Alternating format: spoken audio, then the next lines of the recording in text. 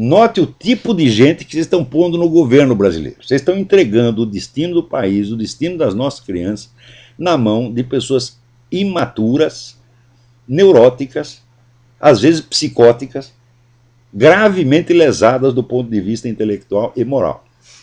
Pessoas às quais eu não entregaria, se eu tivesse um posto de gasolina, eu não entregaria um posto de gasolina para gente como Sérgio Cabral, Lula, Maria do Rosário, Fernando Haddad. Fernando Haddad, então, é uma vergonha, é o homem que não sabe falar cabeçalho, pô, ele fala cabeçalho. O que é isto, porra? É que nem o Emir Sadr, o supremo intelectual do PT, que escreve Getúlio com LH. Agora, esse pessoal todo é vítima de si próprio, porque eles inventaram esse método de alfabetização sintética, copiaram aí do Jean Piaget, Vygotsky, o caralho, né? E aquele negócio, não pode soletrar, você tem que pegar a palavra inteira, né? Olhar a palavra assim, no visual, captar o sentido dela magicamente. Ninguém aprende a ler por este sistema, porque a língua, meu filho, a língua não se compõe de palavras, a língua se compõe de fonemas. Né? Se a língua fosse fazer as palavras uma por uma, meu filho, não teria completado a primeira língua hoje, até hoje. Estaria lá o homem de Neandertal, né?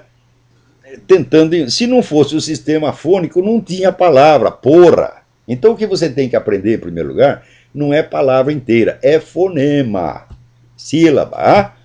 Tá certo? Então, antigamente você aprendia toda a divisão de sílaba, aprendia as letras uma por uma e ia montando a coisa aos poucos.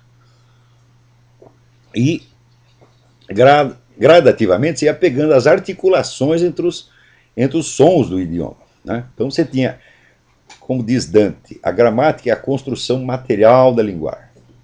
Então a construção material se constitui eminentemente de sons. Esses sons em si mesmo não fazem sentido algum. Vamos dizer, o sentido é montado em cima do sistema fônico. Tá? Agora, se não pegou o sistema fônico, meu filho, a sua apreensão de sentido será deficiente pelo resto da sua vida. Quer dizer que esses caras eles se analfabetizaram a si próprios, a seus filhos e netos, tá certo? E também a quem não pediu para ser submetido a esta merda, porque eles querem aprender assim, querem estudar assim, que façam, que imponham lá para suas famílias, tá entendendo? Mas impuseram para todo mundo. Então, todo mundo que tem, vamos dizer, de 50 anos para baixo, todo mundo foi mal alfabetizado no Brasil. Todo mundo, sem exceção. A não ser aqueles que tiveram, vamos dizer, a sorte de sair para um país onde ainda existia, né, um ensino de linguagem na base tradicional. Aqui nos Estados Unidos, a gente vê que até hoje, com todas as mudanças desastrosas que houve no ensino, o ensino da linguagem ainda é bastante eficiente. O pessoal é obrigado a ler um montão de coisa, a fazer ditado. Né? Ditado é considerado uma imposição autoritária. A criança tem que fazer uma criatividade, ela tem que, né? Chega lá na escola, ela já tem que escrever Hamlet ou os Lusíadas na primeira, para não reprimir a criança. Né? Onde já se viu ficar ensinando fonema? Ora, porra! Né? Que humilhação ensinar fonema para criança. Né? Então, resultado. Se a pessoa não tem o ouvido afinado para todas as distinções e articulações de fonemas, a leitura dela vai ser deficiente por causa disso, mesmo que ela adquira alta cultura. O sujeito pode estar lendo Kant, ou Goethe, ou Shakespeare. Né?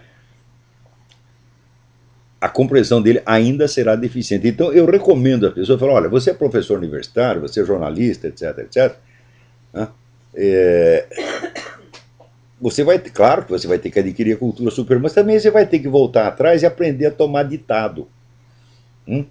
Aprender, por exemplo, a copiar um texto.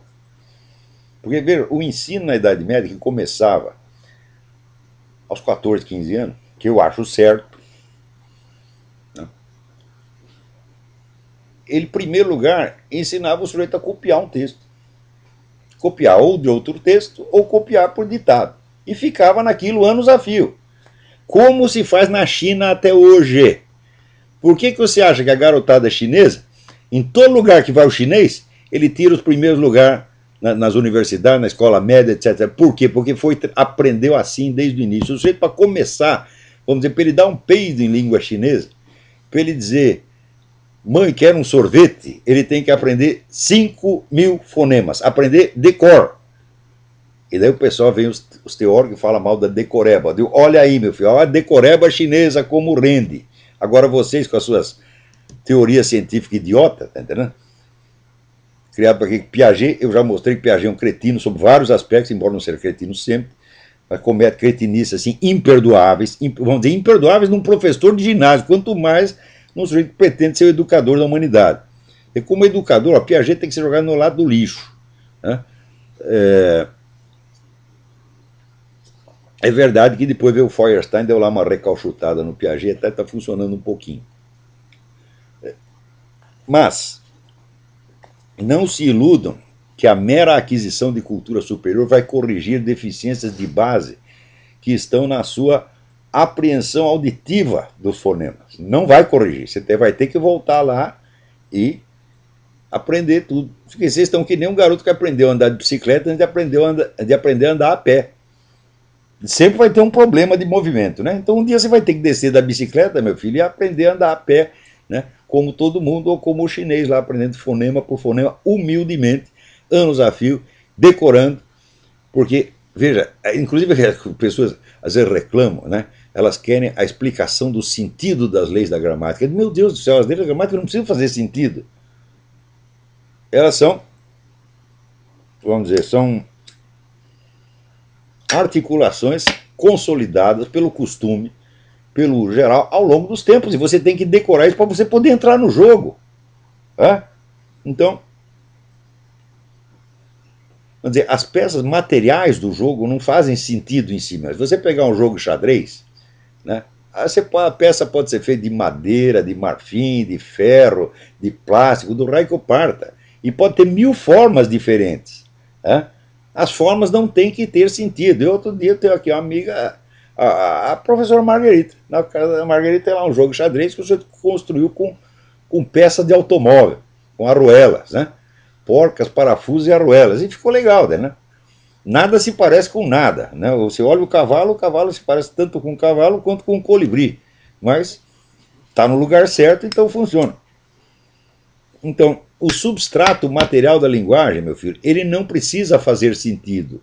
O sentido é o que você vai obter a partir da montagem fônica. Daí você pega o sentido. Então, do mesmo modo, por exemplo, você pegar uma melodia na música. Meu filho, se você pegar um violino e examinar a construção material do violino, por tudo quanto é lado, você não vai achar melodia nenhuma. Então, primeiro tem que construir o violino, meu filho. Não adianta você estudar, conhecer todas as músicas, todas as melodias mais maravilhosas do violino, se não tiver o violino materialmente. E a construção material do violino não obedece às mesmas leis da construção da melodia. São coisas completamente diferentes. Então, quando o pessoal começa a se revoltar contra a gramática porque ela é arbitrária, é a mesma coisa que o sujeito está reclamando, né, de que o violino dele não obedece à teoria musical. Que a madeira do violino é insensível à teoria musical dele. Quer dizer, é uma coisa de uma burrice fora do comum. Meu filho, não tem outro jeito. O substrato material da linguagem tem que ser aprendido por decoreba mesmo. E quanto mais fonemas você decora... Estava aí outro dia o professor Luiz Faria explicando isso aí pela 1000ª vez. Tá certo? Quanto mais fonema a criança aprender de cor desde o comecinho, melhor para ela depois. Agora, todo esse pessoal, Fernando Haddad, Emir Sader, né? O Lula não, porque o Lula nunca foi alfabetizado, mas todos eles foram alfabetizados por esse método e emburreceram para sempre. Não consegue fazer uma frase, né, que faça sentido, meu Deus do céu.